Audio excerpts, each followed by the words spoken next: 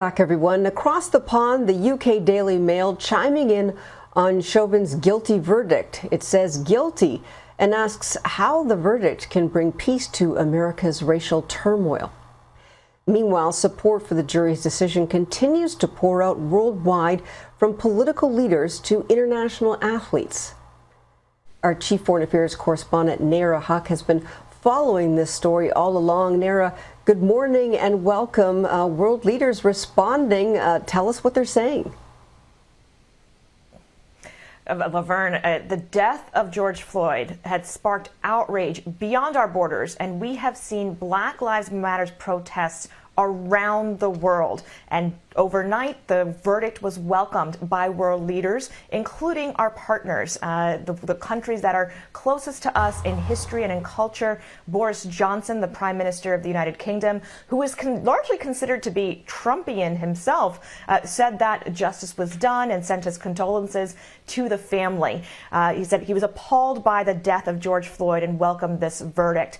Sadiq Khan, who is the mayor of London, he actually went further. He used the hashtag Black Lives Matter and commented that we can and must lead to immediate and lasting change everywhere. Now, the minister so far, head of state, who's gone the furthest is the Prime Minister of Canada, Justin Trudeau, and he talked about this in the context of accountability, but also said, quote, "Make no mistake, systemic racism and anti-Black racism still exist. They exist in Canada too. Our work must and will continue." That sentiment seems to be what echoes most deeply how we feel here in the United States. In other parts of the world from other cultures and races are identifying with the struggles of African Americans and Black people and people of color in this country. Would you say that people in other parts of the world are now sort of realizing that they have some of the same issues? It may actually be the reverse, Laverne, that we realize here in the United States that this is a common struggle that we have as communities of color around the world, that there is indeed solidarity in the struggle against police brutality. Let's not forget, the United States might have had its revolution 200 some odd years ago, but large parts of the world, Africa, the Middle East, Asia, did not get rid of colonialism until 40 or 50 years ago.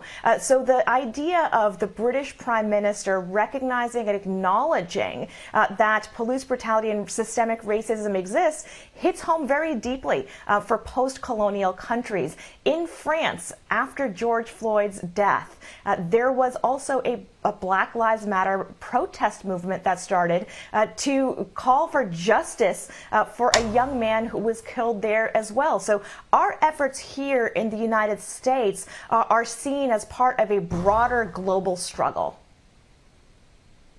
And that's an interesting perspective. I appreciate you clearing that up, because I think sometimes people do not see the parallels between what's happening in America and other parts of the world. But I want to ask you about those statements from the world leaders.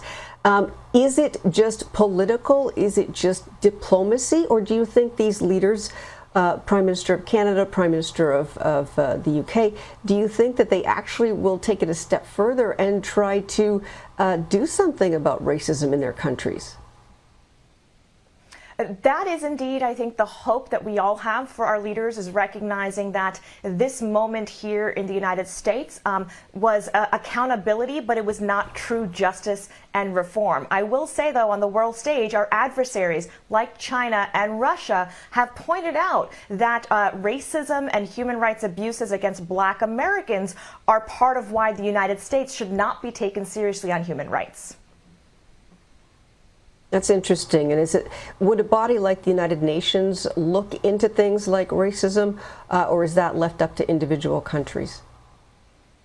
I'm so glad that you mentioned that, Laverne, because the U.S. ambassador to the United Nations, Ambassador Linda Thomas-Greenfield, has come under attack from people even in the United States, such as the Wall Street Journal, writing an op-ed that she was blaming America first because she has made it part of her plan and strategy to acknowledge on the world stage how the United States and all people have issues with systemic racism, and indeed that racism is a problem of the racist. That is her direct quote. All right. Thank you so much, our Chief Foreign Affairs Correspondent, Nayyer Haq. We appreciate your time, and we'll see you later. And meanwhile, the sports world has lended its collective voice almost from the very moment George Floyd was murdered. BNC's Anthony Amy joined us now to share how some athletes and leagues reacted to the verdict. Anthony?